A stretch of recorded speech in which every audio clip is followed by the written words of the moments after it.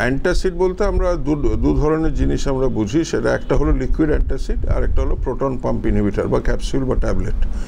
তো অনেক দিন ধরে ক্যাপসুল বা ট্যাবলেট সেবন করলে যে যে সমস্যাগুলো হয় আমি আপনাকে বলছি।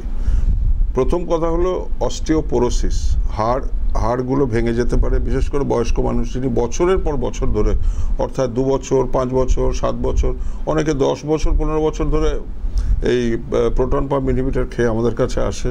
তখন আমরা দেখছি তিনি কমপ্লেন করেন আমার হাত পায়ে প্রচণ্ড ব্যথা, তার সঙ্গে ডায়রিয়া হচ্ছে। তখন সেটা অনেক সময় এই পিপিআই এর জন্য হয়। ক্লস্ট্রিডিয়াম ডিফিসিল ডায়রিয়া বা অন্যান্য ধরনের ডায়রিয়াল ইনফেকশন বেড়ে যায়, অস্টিওপোরোসিস হয়, ভিটামিন B12 আয়রন ডেফিসিয়েন্সি হয়। তো আরও সবথেকে যেটা বেশি জরুরি বলার সেটা হলো অত্যধিক মাত্রায় প্রোটন পাম্প ইনহিবিটর সেবন করলে সেটা কিডনির ওপর প্রচণ্ড এফেক্ট করে।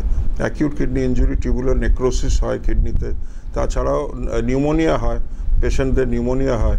তো ডেফিনেটলি আমি বলবো যে কোনো ধরনের প্রোটন পাম্প ইনহিবিটর বা অ্যান্টাসিড সেবন করার আগে একজন গ্যাস্ট্রোএন্টারোলজিস্টের পরামর্শ নেওয়া উচিত।